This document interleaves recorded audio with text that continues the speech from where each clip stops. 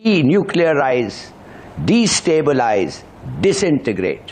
क्या ये समझ नहीं आ रही है? और क्या ये वक्त है, यही वक्त है? देखो, हमारा काम है आपको बताना कि हालात क्या हैं, उसके बाद एक्शन हम सब ने ही लेना है, आपने लेना है, मैंने लेना है। हमें बाहर से आके कोई नहीं हमारी मदद करने वाला, हम एक दलदल में फंस गए हैं। तो जो मुरीद एयरबेस है, वो मुरीद एयरबेस में क्या हुआ कि वहाँ पर वो पूरा एक एयरबेस है। अब उस एयरबेस के अंदर अंडरग्राउंड कुछ रखा हुआ था, वहाँ पर भी न्यूक्लियर आर्सेनल था, और उस अंडरग्राउंड बंकर पे, उस अंडरग्राउंड स्टोरेज पे भारत ने एक स्ट्राइक मारी। कहता हूं कि उठाओ इस मतलब को, खुदा के लिए उठाओ। इसने तो उठाया है, मोदी ने तो उठा दिया है ना, तो आप क्यों नहीं उठाते हैं? पानी बंद कर दिया इंडिया ने, लेकिन डीजी साहब ने 2 दिन पहले क्या कहा था, सुनिए। तुम हमारा पानी बंद कर दोगे, हम तुम्हारा सांस बंद कर देंगे। 2-4 दिन पहले जो है ना वो पानी का लेवल यहाँ तक था, और जब इंडिया की तरफ से जो है ना वो पानी रोक दिया गया, तो ये आप सामने देख सकते हैं कि जो ये दरिया ये कितनी दूर चला। अब इनके न्यूक्लियर अम्ब्रेला के छाते में किसी भी तरह की कोई भी तीली नहीं बची है, समाप्त।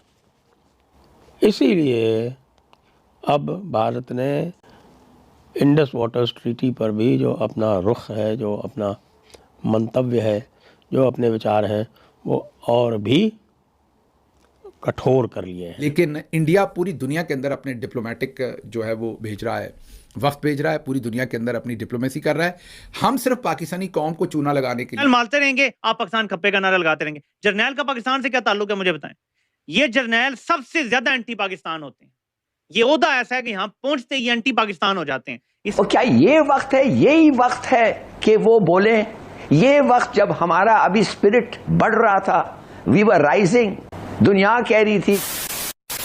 नमस्कार दोस्तों, जय हिंद। जैसे जैसे समय बीत रहा है वैसे वैसे पाकिस्तान की बर्बादी की खबर आ रही है। दरअसल खबर आई है कि किराना हिल्स के बाद पाकिस्तान के एक और न्यूक्लियर एसेट को भारत ने बर्बाद कर दिया है, जो मुरिद के एयरबेस के बेसमेंट में बने बंकर में रखा हुआ था, जिसे भारत ने स्ट्राइक कर उसे अंदर ही तबाह कर दिया। ताजा आई सैटेलाइट तस्वीरों ने पाकिस्तान में हुए हमले के नए सबूत पेश किए हैं, जिसमें मुरिद के और नूर खान एयरबेस पे हुए डैमेज की पुष्टि कर दी है। तस्वीर में मुरिद के स्थित UAV complex, command control centre और नूर खान एयरबेस पे हुए नुकसान के निशान दिख रहे हैं, जिसमें मुख्य गेट से 30 मीटर की दूरी पर 3 मीटर चौड़ा गड्ढा शामिल है। इसी बीच कुछ नई हाई रेजोल्यूशन वाली सैटेलाइट तस्वीरें सामने आई हैं, जिसमें देखा जा सकता है कि भारत के हमले में पाकिस्तान के मुरिद एयरबेस पर तगड़ा नुकसान हुआ है। ये पाकिस्तान के मुख्य एयरबेसों में से एक है। इंटरलैब से जुड़े खुफिया शोधकर्ता डैमियन साइमन के हवाले से बताया गया है कि ये हमला मुरिद एयरबेस के अंदर सबसे सुरक्षित परिसर में है। एंट्रेंस डोर से पता चलता है कि ये जगह खास चीजों के स्टोरेज और कर्मियों के लिए ऑपरेशन शेल्टर के तौर पर काम करती है, जिसे तस्वीर में देखा जा रहा है कि वो बर्बाद हो गया है। जैसे जैसे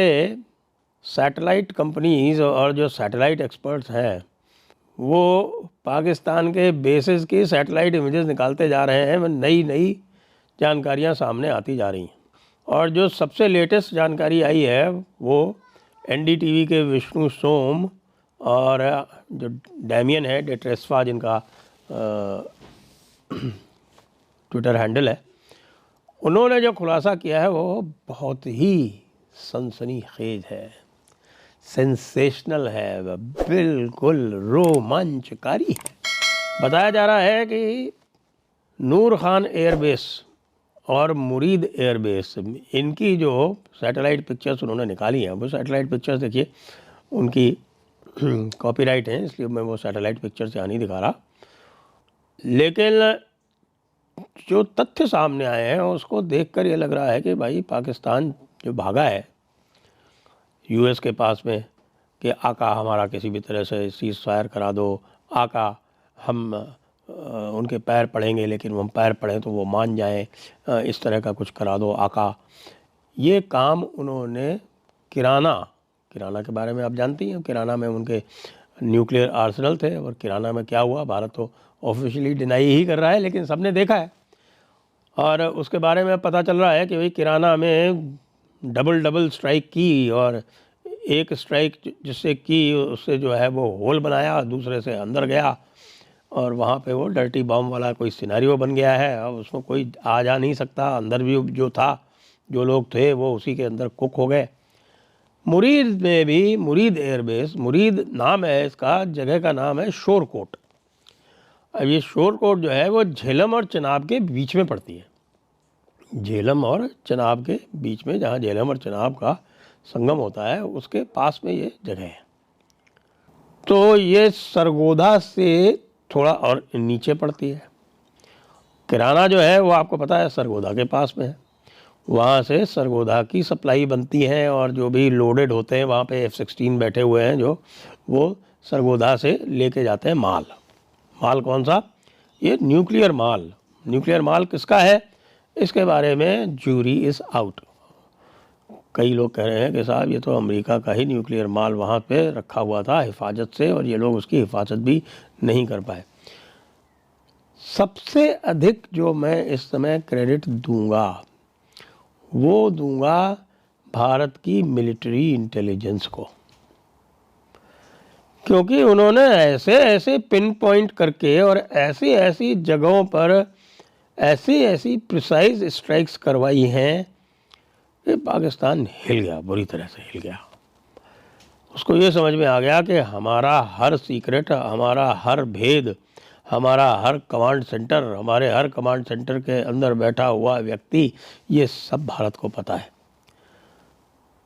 तो जो मुरीद एयरबेस है, वो मुरीद एयरबेस में क्या हुआ कि वहाँ पर वो पूरा एक एयरबेस है।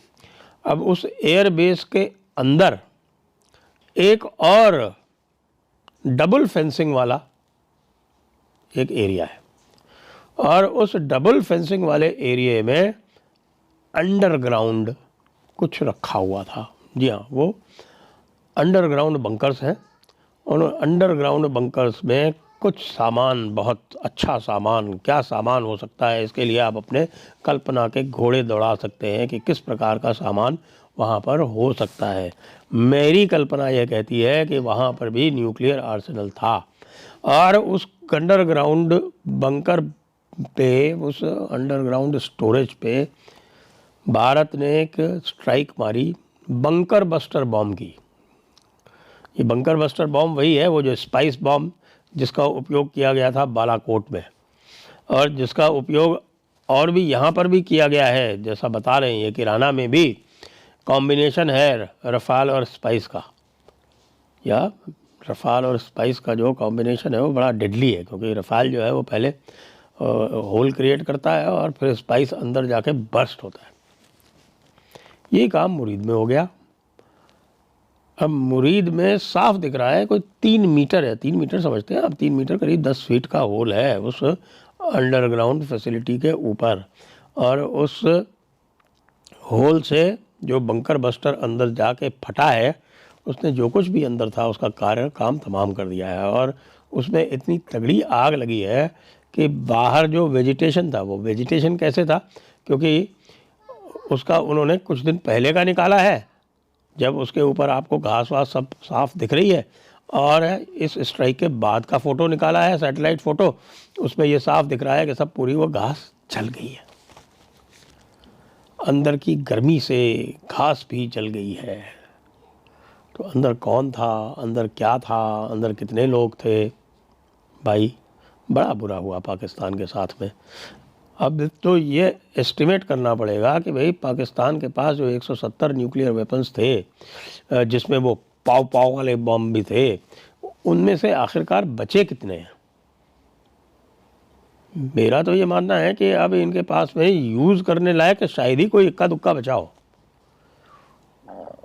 और इसीलिए पाकिस्तान घबराया हुआ है कि अब तो जो न्यूक्लियर अम्ब्रेला था वो तो चला